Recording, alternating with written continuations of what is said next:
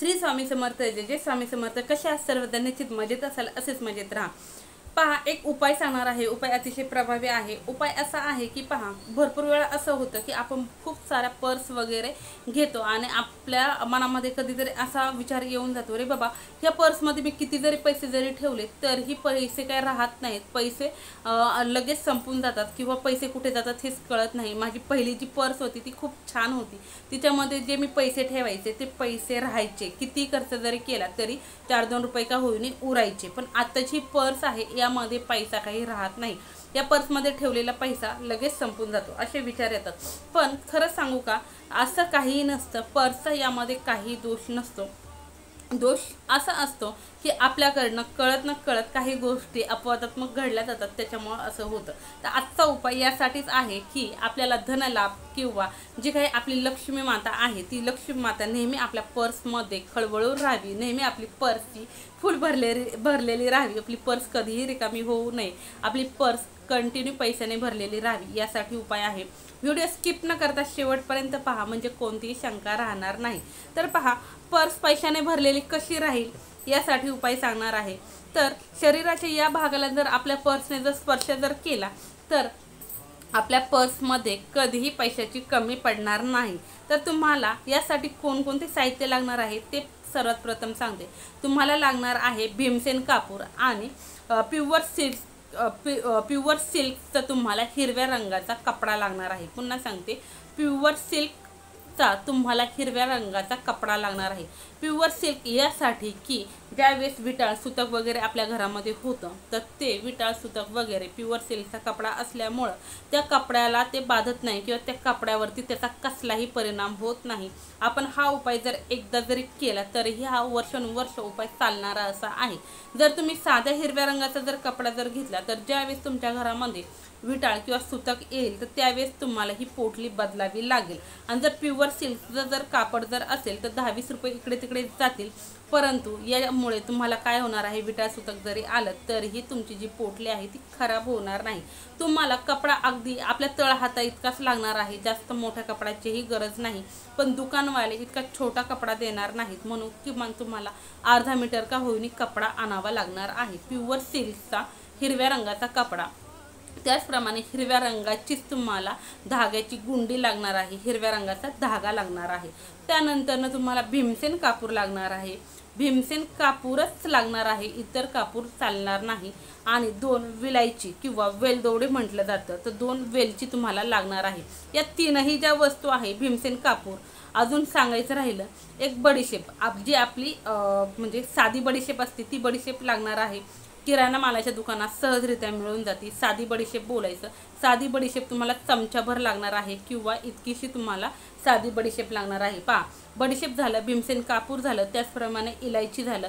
हे लक्ष्मी मातेला अतिशय प्रिय आहेत, म्हणून आपल्याला लक्ष्मी मातेला आकर्षित करायचं आहे, प्रभावित करायचं आहे, लक्ष्मी मातेला प्रसन्न करून घ्यायचं आहे, म्हणून आपल्याला या गोष्टी लागणार आहे।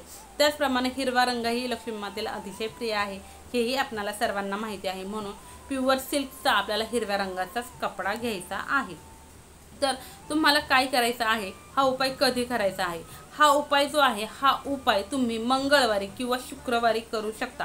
कारण मंगळवार आणि शुक्रवार हा जो वार आहे हा लक्ष्मी मातेला समर्पित असे वार आहेत। लक्ष्मी मातेचे जे काही उपाय आहेत हे आपण शक्यतो मंगळवारी किंवा शुक्रवारी करत असतो, म्हणून आपल्याला मंगळवारी किंवा शुक्रवारी हा उपाय करायचा आहे। पौर्णिमेला जरी हा उपाय केला तरीही चालेल, काही हरकत नाही, पण मंगळवारी किंवा शुक्रवारी केला तर अतिशय उत्तम। एकदाच उपाय करायचा आहे, एकदा उपाय केला की प्युअर सिल्कचा जर कपडा असेल तर वर्षानुवर्ष उपाय चालेल, परंतु जर साधा कपडा जर घेतला तर विटाळ सुतक झाले की तुम्हाला ही पोटली बदलावी लागेल। तुम्हाला काय करायचं आहे, स्वच्छ असं आसन घ्यायचं आहे, स्वच्छ असे हातपाय वगैरे धुवून तुम्हाला तुमच्या देवघराच्या समोर बसायचं आहे। हे सर्व साहित्य एका प्लेटमध्ये घ्यायचं आहे। त्यानंतर तुम्हाला दीप प्रज्वलित करून घ्यायचं आहे, धूप दीप अगरबत्ती वगैरे लावून घ्यायची आहे। ते लावून घेतल्यानंतर ज्या वस्तू तुम्ही आणलेला आहे, पिवळा सिल्कचा हिरव्या रंगाचा सिल्कचा कपडा, बडीशेप, अजून 2 विलायची, धागा, हे जे काही तुम्ही आणलेलं आहे ते सर्वप्रथम तुम्हाला शुद्ध करून घ्यायचं आहे। त्यावरती गोमूत्र, गंगाजल किंवा गुलाब पाणी असेल तर ते शिंपडून आधी ते शुद्ध करून घ्या। त्यानंतर तुम्हाला ते एका प्लेटमध्ये व्यवस्थित ठेवून घेतल्याच्या नंतर त्याला धूप दीप अगरबत्ती दाखवून घ्या। नंतर जो कपडा तुम्ही आणलेला आहे त्यातील एकदम चौकोनी आकाराचा, तुम्हाला चारही बाजू त्याच्या एकसारख्या पाहिजेत, रुमालाच्या आकाराचा नाही, एकदम छोटा एवढा चौकोनी तुम्हाला कापायचा आहे। आपल्या तळहात इतका कापला तरीही चालेल। त्याची एक पोटली बनवून घ्या, पिशवी शिवून घ्या, किंवा पहा जर तुम्हाला कपडा आणणं शक्य नसेल तर पूजेच्या साहित्याच्या दुकानात प्युअर सिल्कचा तुम्हाला हिरव्या रंगाची पोटली ही सहजरित्या मिळून जाईल। तर तुम्ही तेथूनही हिरव्या रंगाची सिल्कची पोटली जरी आणली तरीही चालेल। तर हे जे साहित्य सांगितलेलं आहे हे सर्व साहित्य भीमसेन कापूर, चिमूटभर बडीशेप, त्याचप्रमाणे 2 इलायची हे तुम्हाला त्या पोटलीमध्ये टाकायचं आहे। पोटली जो हिरव्या रंगाचा धागा सांगितला त्या धाग्याने तुम्हाला व्यवस्थित पोटलीचं तोंड बंद करून घ्यायचं आहे। धाग्यानेच बंद करायचं आहे, गाठ वगैरे मारायची नाही। पुन्हा सांगते, धाग्याने व्यवस्थित बंद करून घ्या। एक तर सुईने शिवून घ्या किंवा गाठ जरी मारली तरीही चालेल, काहीही हरकत नाही। हे झाल्याच्या नंतर तुम्हाला ती पोटली तुमच्या देवीच्या समोरच ठेवायची आहे, म्हणजे देवघरातच ठेवायची आहे। देवघरात ठेवल्याच्या नंतर हात व्यवस्थित हात जोडायचे, हातावरती पुन्हा ती पोटली घ्यायची। पोटली घेऊन दोन्ही हात जोडायचे, अशा हातामध्ये पोटली घ्यायची, दोन्ही हात जोडायचे आणि ओम लक्ष्मी माते नमः, ओम लक्ष्मी माते नमः, ओम लक्ष्मी माते नमः या मंत्राचा 11 वेळा, 21 वेळा, 51 वेळा किंवा 108 वेळा होता होईल तितक्या वेळा पठण करायचं आहे। कमीत कमी 11 वेळा, जास्तीत जास्त 108 वेळा ही पठण करू शकता। हे झाल्याच्या नंतर तुम्हाला ती पोटली तिथनं घ्यायची आहे। घेऊन तुमच्या पर्सला, पहा आपली पर्स अशी असते, आपण घेतानाच घेतो की आपण पैसे एका साईडला ठेवतो, ATM कार्ड एका साईडला ठेवतो, बाकीचे जे कार्ड आहे ते एका साईडला ठेवतो आणि ही पोटली जी आहे ती एका साईडला ठेवायची आहे। सर्वात महत्त्वाचं सांगायचं म्हटलं तर तुमचं जे ATM कार्ड आहे या ATM कार्डसाठी वेगळा असा एक कप्पा ठेवा। त्या कप्प्यामध्येच तुम्हाला हे ATM कार्ड ठेवायचं आहे आणि ज्या कप्प्यामध्ये तुमचं ATM कार्ड आहे त्याच कप्प्यामध्ये तुम्हाला ही हिरव्या रंगाची जी पोटली सांगितलेली आहे ही पोटली त्या पर्समध्ये तुम्हाला ATM कार्डच्या शेजारीच ठेवून द्यायची आहे। अगदी छोटीशीच पोटली होणार आहे, त्याच्यामुळे पर्समध्ये सहजरित्या बसून जाईल। हा उपाय पुरुष, महिला, त्याचप्रमाणे वृद्ध, आजी आजोबा कोणीही करू शकता, काहीही हरकत नाही। सर्व जणांसाठी फक्त वेगवेगळी पोटली वेगवेगळ्या प्रकारे तुम्हाला तयार करायची आहे। एकाच पोटलीतलं साहित्य थोडं थोडं करून वेगवेगळ्या पोटल्या बनवायच्या नाही, तर प्रत्येक पोटलीसाठी चिमूटभर बडीशेप, 2 विलायची, थोडासा भीमसेन कापूर हा सहजरित्या मिळून जातो। भीमसेन कापराचा एक तुकडाही त्यामध्ये टाकायचा सांगायचं राहिलं तुम्हाला, भीमसेन कापराचा एक तुकडा त्या पोटलीमध्ये टाकायचा आहे। पहा आपण म्हणतो की ताई या पोटली कधी बदलायच्या, जर तुम्हाला असं वाटलं की बाबा आता मला पोटली बदलायची आहे तर तुम्ही वर्षातून एकदा जरी पोटली बदलली तरीही चालेल। जर तुम्हाला असं वाटलं की माझा पैशाचा ओघ पुन्हा कमी होत चाललेला आहे तर तुम्ही तुमच्या इच्छाशक्तीनुसार जेव्हा तुम्हाला असं वाटेल त्यावेळेस बदलायचं आहे। परंतु ही जी पोटली तुम्ही जर तुमच्या पर्समध्ये ठेवली तर तुमच्या पर्समध्ये कधीही पैसा कमी पडणार नाही। परंतु पैसा कमी पडणार नाही याचा अर्थ असा नाही की कामधंदाच करायचा नाही, तर कामधंदा करायचा आहे। कामधंदा जर केला तरच पैसा येणार आहे आणि पैशाचा जो अनर्थ खर्च आहे तो वाचणार आहे। त्यासाठी आपल्याला हा उपाय करायचा आहे। असं नाही की कामधंदा नाही करायचा आणि पैसा येणार आहे आणि तो पैसाही खर्च होणार नाही, असं कधीही होणार नाही।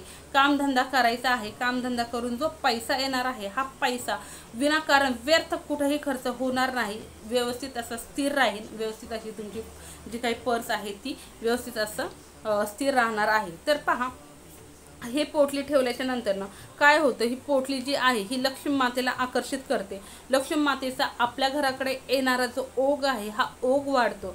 त्याचप्रमाणे आपल्या शरीरामध्ये 3 चक्र असतात। आपल्या शरीरामध्ये 3 चक्र असतात। तुम्हाला धनचक्राचाही मी व्हिडिओ टाकलेला आहे, तोही तुम्ही पाहून घ्या। ज्यांनी पाहिला असेल त्यांना तर माहिती आहे, पण ज्यांनी नसेल पाहिला तर तोही पाहून घ्या, अतिशय महत्त्वाचा व्हिडिओ आहे। त्याचप्रमाणे 3 चक्र असतात, त्यातील जर सर्वात महत्त्वाचं जर चक्र जर म्हणलं तर आपलं मूलाधार चक्र असतं। आपल्या मूलाधार चक्राला ही पर्स जर या स्पर्श जर झाला तर आपल्याकडे येणारी लक्ष्मी माता ही आकर्षित होते आणि लक्ष्मी मातेचा ओघ कधीही आपल्याकडे कमी होत नाही। तर पहा आपले मूलाधार चक्र जागे होणे यासाठी आपल्याला ही पोटली आपल्या पर्समध्ये ठेवायची आहे। आपल्याकडे यामुळे पैसा खेचला जातो, पैसा अट्रॅक्ट होतो। त्याचप्रमाणे पहा मूलाधार चक्र जागृत होणे खूप गरजेचं असतं. आपण काही काही व्यक्ती असं पाहतो की त्या व्यक्तीकडे कधीही पैसा कमी पडत नाही, की त्या व्यक्तीला कितीही अडीअडचणी येऊ द्या तरीही तो प्रत्येक अडीअडचणीला निभून नेतो. आपण म्हणतो बाबा रे याच्यावरती एवढी संकट येतात तरीही याच्याकडे पैसा कमी पडत नाही, हा सर्व त्याच्यातून निभून कसा जातो? तर त्याचं कारण हे असतं की त्याचं मूलाधार चक्र जे आहे ते जागृत असतं. आपलं हे मूलाधार चक्र जागृत होण्यासाठी आपल्याला हा उपाय करायचा आहे. पहा, आपल्या शरीरातील मूलाधार चक्र हा लक्ष्मी खेचण्यासाठी किंवा लक्ष्मी माता अटॅक करण्यासाठी अतिशय प्रभावी आहे. म्हणून आपल्याला हा उपाय करायचा आहे. तुम्ही तुमच्या मिस्टरांच्या पर्समध्ये ठेवण्यासाठीही ही पोटली तयार करू शकता. तुम्ही स्वतःच्या पर्समध्ये ठेवू शकता, तुमच्या मुलाच्या किंवा मुलीच्याही पर्समध्ये, किंवा सासू सासरे आई वडील असतील त्यांच्यासाठी तुम्ही अशा प्रकारच्या पोटल्या बनवून ठेवू शकता. काहीही हरकत नाही. फक्त पुन्हा पुन्हा एकच गोष्ट सांगते की जर साधा कपडा जर हिरव्या रंगाचा जर वापरला तर तुम्हाला तो विटा सुतक जर आलं तर बदलावं लागेल. प्युअर सिल्कचा जर वापरला तर काहीही हरकत नाही, कारण प्युअर सिल्कचा कपडा जर वापरला तर त्याला या गोष्टी ज्या आहेत विटल सुतक यांचा काही संबंध नसतो. म्हणून आपल्याला शक्यतो प्युअर सिल्कचा हिरव्या रंगाचाच कपडा वापरायचा आहे आणि हिरव्या रंगाचाच धागा आपल्याला लागणार आहे. तर पहा, अतिशय साधी सोपी माहिती तुमच्यापर्यंत आणलेली आहे. जे कोणी चॅनलवरती नवीन असाल, अजून चॅनलला सबस्क्राईब केलं नसेल तर चॅनलला सबस्क्राईब करा, बेल आयकॉन ऑन करा, जेणेकरून असे छान छान व्हिडिओ तुमच्यापर्यंत येतील आणि तुमच्या जीवनाचे सोनं झाल्याशिवाय राहणार नाही. झालेली सेवा स्वामींचरणी रुजू. व्हिडिओ कसा वाटला हे कमेंट्समध्ये नक्की सांगत चला. कमेंट्समध्ये श्री स्वामी समर्थ, जय जय स्वामी समर्थ असं नामस्मरण लिहित चला, जेणेकरून तुमचे ज्या कमेंट्स असतात त्यामुळे मला व्हिडिओ बनवायला प्रोत्साहन भेटतं आणि असे छान छान व्हिडिओ तुमच्यापर्यंत घेऊन यायला खूप छान वाटतं. तर व्हिडिओ होता होईल तितके तुमचे फ्रेंड सर्कल असतील, तुमचे रिलेटिव्ह असतील त्यांच्यापर्यंतही शेअर करण्याचा प्रयत्न करत चला. एक लाईक करत चला. या ताईसाठी एक लाईक करत चला, कारण व्हिडिओ बनवायला खरंच खूप मेहनत लागते.